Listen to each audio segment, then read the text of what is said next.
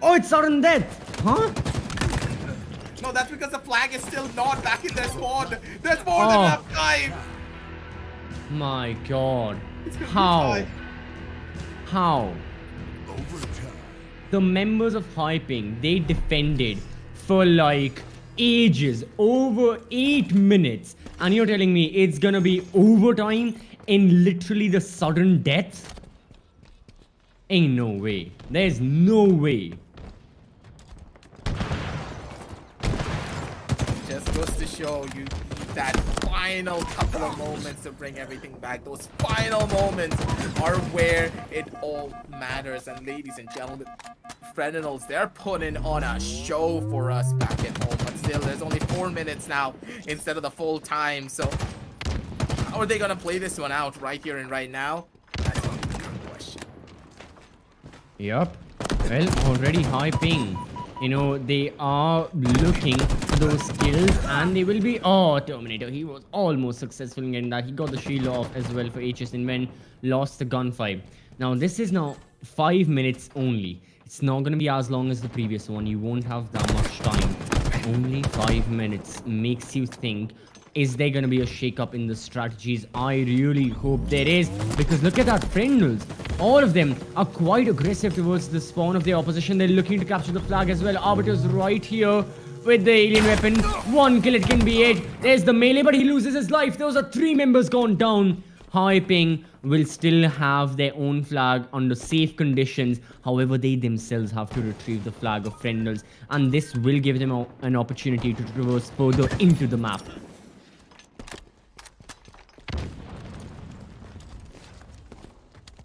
Planning to move their way forward now. They do have the tower for themselves. They are moving their way onto bar. They sneak through back lines, but the back lines have already spotted them out. And one by one, they're trying to find all of these frags out as well. They have to control the side points. One on the left, one on the right. Where do they go? Where do they want to go and where do they want to hide? Because currently, I feel as though they're gonna back on off, but Yeah, this is going to be the second wave of the members on the side of Hyping, but once more, both of them fall back, and those are 2 more casualties. They're surviving members. They have to go on defense. We are in a treacherous cycle right now, where they are dying, they're despawning, they're going on offense, then they have to fall back on defense. Frentinals are not making any progress, neither are their opponents. 2 minutes and 30 seconds still remaining. The flags are yet to be moved at all. They haven't even been touched in the bases.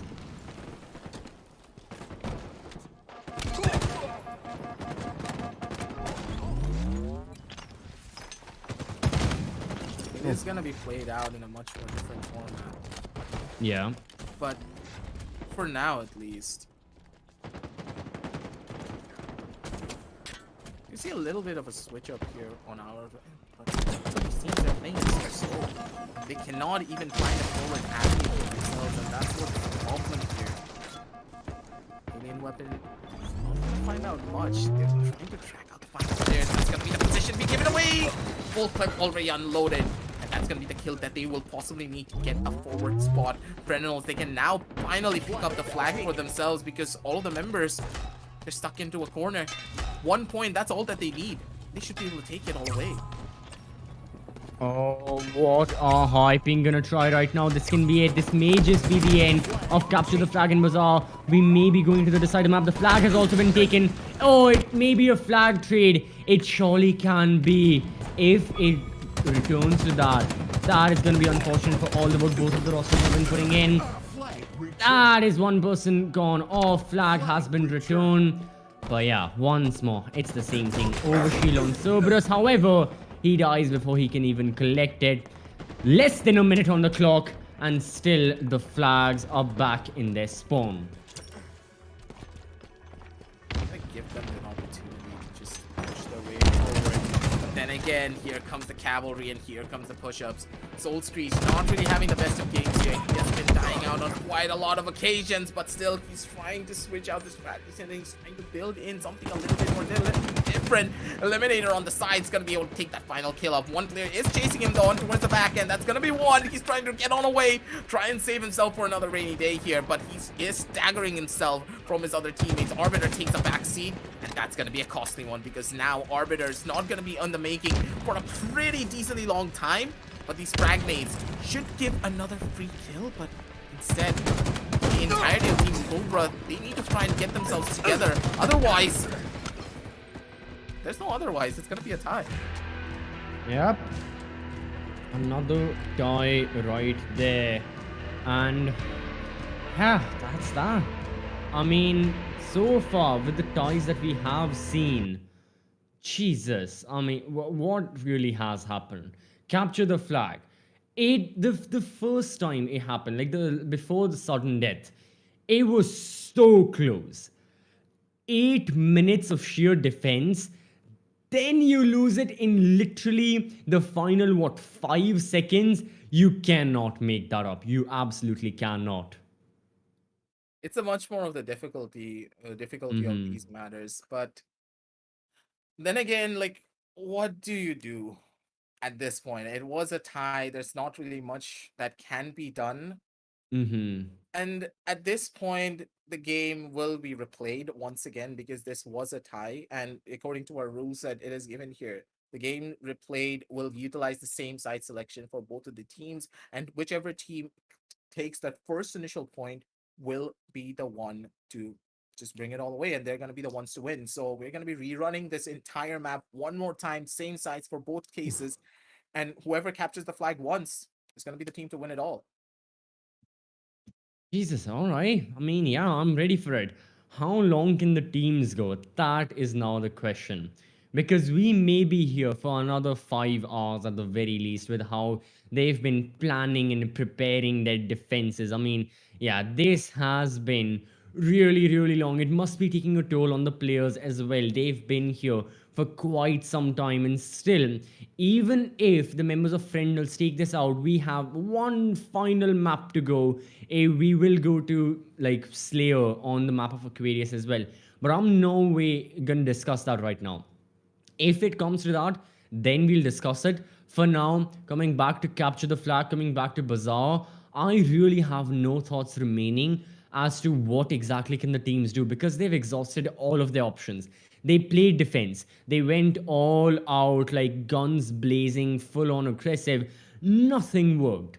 What is to be done to take the flag finally? Surely the only option remaining is to try and catch your opponents off guard. But when everyone is right here sitting with a keen eagle eye, it's a very difficult task to do. I think that throughout this entire sudden death, we saw the flag getting touched once, and that was from one side of the door to the other. And immediately, as soon as they crossed the mid, as soon as they went to that doorway, it's just gonna pop it away. And just as we said, we're gonna be heading on down over into a brand new game, but with the sudden death rule. Oof. Whichever team gets that first initial flag capture is gonna be the one to win. Let's see who has the medal, who has the props, and who is going to be the one to take it all away. Series point for the side of Taiping, while it is tournament life on the line for the other end of Frentinels. Are they going to be able to take this map? Are they going to be able to send this to Slayer? That's what we're going to be finding out soon enough. At this point, I just want to see a win. Just someone end capture the flag, end the misery here. That's that. We've been at it for well over like 20 minutes of constant action leading to nowhere. Well, it led to a lot of action, but the results for the teams, just frustration. Plain and simple frustration right there. Frustration of being in the lead and then losing it. Frustration of being in a sudden death and not once being able to take the flag back to your own base. Even if you tried, it got reset pretty darn quickly before you can even get into the base and to the courtyard even. So with all that in mind, the teams, yeah, they are just going to be with the mindset, you know what? Just end somehow. And it can lead to new strategies. It can lead to a team all out giving up, going in like, JBGN style, just we don't care anymore. We're just gonna go for kills. Hey, it may lead to a positive result, but I think for the time being, for this sudden death at the very least, they're gonna be taking it a bit more slow. And who knows, we may find an early winner, or it can go to multiple other sudden deaths as well. all that we have to see. Mm-hmm. Because at this point, hands are up in the air, man. Yeah. I have no clue which team are gonna be able to take this one. Primarily Mm-hmm. due to the fact that both of these rosters, they have showcased how they can hold down the defense and how they can hold down the fort. Here on the sudden death rule, it only takes a couple of kills, and that's exactly what they're going to be able to get, but it's only a trade-off. It's going to be a 2-for-1 though. Doesn't really mean they can push out just yet, because if they push a little too overly aggressive, the respawns are going to come in. The respawns are going to happen in a much more of a different manner, so they need to get these kills in a quick successive fashion. But no, Brandonals! You're walking out straight into the open, buddy! And that's going to give them an opportunity. The flag bearer, the flag is completely barren. Okay, well, the respawns have happened, but look at Hyping. Look at their positions right now. They are towards the other side of the map. They are towards the spawn. Great nade right there. However, HS Invent also goes down alongside it. Multiple kills taking place. What a flank from Eliminator. What a kill. This can be the flag. A Hyping can take. Only one person on spawn right now. Nade is going to be tossed. Excellent flick. What a flick right there. Eliminator living up to his name with the melees. Not gonna be enough, but still Hyping. They are applying all the pressure in the world. They just need the flag. That is another kill for the man Terminator. That's been gotten back by Gunda. He does get one more pickup for himself, and that one kill will be the make it or break it for them. Bulldog in hand of one of the players, Terminator. He's just gonna wait it down through again. It's gonna be a full-on reset. Not really much to say here other than them just going in for those poke shots, trying to find a couple of kills. They need to find 3 decisive kills to make a push happen. Good comms from the back end. He immediately turns around, gets into a better position, but again, Terminator takes a good chunk of damage. He needs to run on away. He needs to save himself for another rainy day here. Absolutely. Since he's got the Bulldog, he'll be excellent at close quarter combat, especially through the courtyard door. His presence is needed by his roster right now, especially with Friendles now applying pressure from the left. Hyping, they've got to stay alive. This needs to be a clutch from Cerberus. Can he go for the melee? Yes, he absolutely can. Triple kill in total for this man, and he can go for the overshield right now. As a matter of fact, he will looking for even more kills. He's got a power weapon right now. Hyping do have a slight bit of advantage, but they have to keep on pushing through. Wait, that again. was a great kill. 2.5 more minutes. It's all about that one flag. Starting to happen over and over again, ladies and gentlemen. We are just gonna keep on playing this one game on repeat until one of the teams finally figure out how to even get a flag for themselves. CTF is one of those game modes that can just go on forever and ever, and I'm hoping it's not ever. Oh, you know, why don't we just get the streamers involved as well? Might as well get all of them. However, the flag is contested. Okay, this may just be it. Or the flag has been taken from the side of Frentinels as well. So, yeah, this is going to be Cerberus defending the flag in this underground bunker right now. Someone falls into his crosshair. Great backstab melee. Excellent shot. Really sneaky little play. Can he go back? It's going to be a battle of the flag bearers. A lot can be decided here. Nades are going to be lobbied. Hyping. Trying to keep control. They can return their flag. They can go back into spawn. This can be it. This can be it. Can Soul Screech hold through? He is gone. Everyone from Friendles pushing on forward. Where does the flag lie? Where does the flag lie? That's gonna be Hyping. The winners of the Halo Infinite Community Cup. Whew. That was way too close for comfort. The flag was stolen from right under their noses. Immediately, the flag capture sound came in. I was like, wait a minute. Did they actually capture the flag and get it through from the right-hand side of tunnel? They went through the tunnels, and I love the fact that Terminator just was like, oh, wait a minute. Throw down the flag. Head on back. One of the players just rushed through his crosshairs, gets a beautiful kill onto one, and that was the call out that they needed. That was the man advantage that they required. It was a 3 versus 4 situation. All 3 of the players diverged straight up onto the flag because they captured the flag from the side of Hyping, but Hyping's flag was not in a position where they were comfortable in whatsoever. The teammates were nowhere near that angle because they were still trying to defend their own flag, trying to hunt down the player that did steal theirs. That small lapse in communication just costed everything for Frentinels. Oh my god, Jesus. this game was way too close.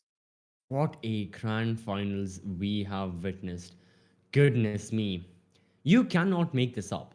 I thought the third place match, oh, that was a bit intense. Oh man, that was really, a lot of stuff right there. No, I had no clue what to expect. I had no clue what was what was prepared by both these rosters, and what a grand finals. Now, if this is the grand finals, obviously the streamer event is going to be a lot more light-hearted. It's not going to be as serious as this. There are going to be a lot more fails. The streamers, yeah, they're there for the entertainment. They're not there specifically for the cash prize, although there's a significant cash prize associated with the streamer quest as well. However, with the Community Cup right now, the side of Hyping, they'll be going home with 35,000 rupees. And for Frentals, for getting into the grand finals, they still will be going home not empty handed, but with 15,000 well deserving rupees that they have earned after this performance and their quarterfinals and semi finals as well. It was a long journey in this best Big. of 5, not gonna lie. We honestly believed that there was a good chance that Frentinels would have been able to take this to complete 5 games. But at the very end, that small lapse of concentration, that small moment where your communication just completely falls apart as a squad, you just couldn't bring it all back. And as you can see from the highlights, it was an absolute dominant showing from a lot of their members. They knew what they wanted to do. Fisticuff battles left and right. Shots being fired, shots being missed. Emotions just running high from both of these teams. The nervousness also just piling on up. You could see them shaking in their boots because they knew that more than 50,000 rupees were on the line. And if they don't win it here, it's all done and dusted for them. While Hyping, they were sitting on top of their pedestal, making sure that they gave the fight of their lives. And right at the very end, I will personally say that both of these teams are very evenly matched when it comes down to their raw mechanical skill and also their game sense and team play coordination. But at the very end, it was the communication that brought the difference here. Hyping, they were communicating beautifully. While for Frentinels, they had the team play and synergy, but the communication just fell apart at the worst time. That's how the entire loss happened.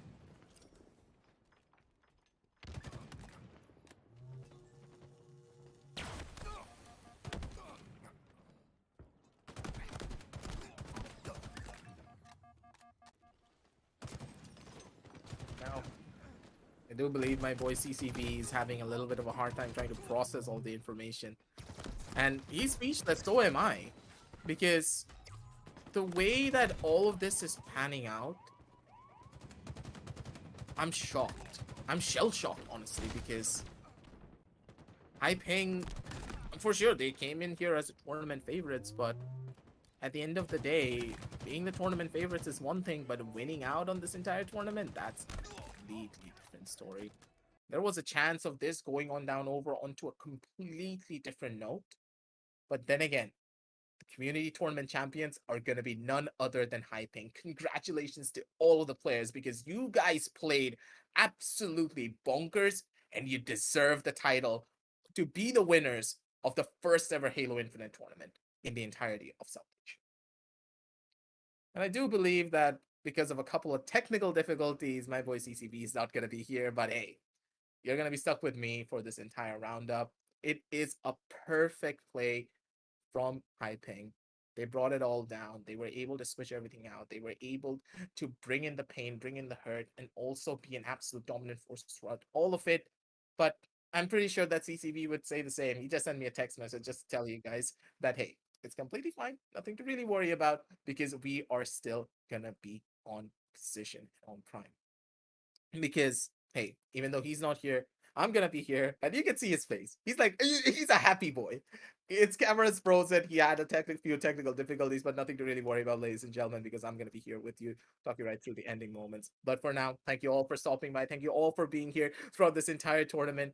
And hey, if you want more tournaments, make sure to check out all of the links down below in the description. Because if you want to play Halo Infinite or any other games, make sure to buy the Xbox Game Pass. And when you are selecting the Xbox Game Pass, maybe you need a computer to play all of these different multitude of games on. Because you gotta remember, Xbox Game Pass gives you 100 different games, 100 plus different games. Sorry, I'm lowballing it pretty much. And if you want to play it, make sure to check out the AMD Ryzen 5000 series laptops where you can get a possible Xbox Game Pass on select processors from AMD. But for now, we're going to be heading on off. Thank you all for stopping by. Good night and happy gaming, everyone.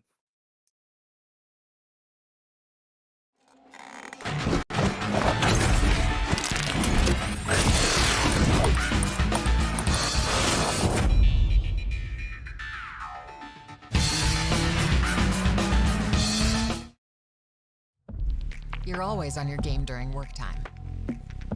Now, take the work out of game time. And creating your best edit requires time to make the right cuts. So, we help cut render times. Get the processing power to do it all. Join the gamers and creators who know the pure speed of AMD Ryzen processors.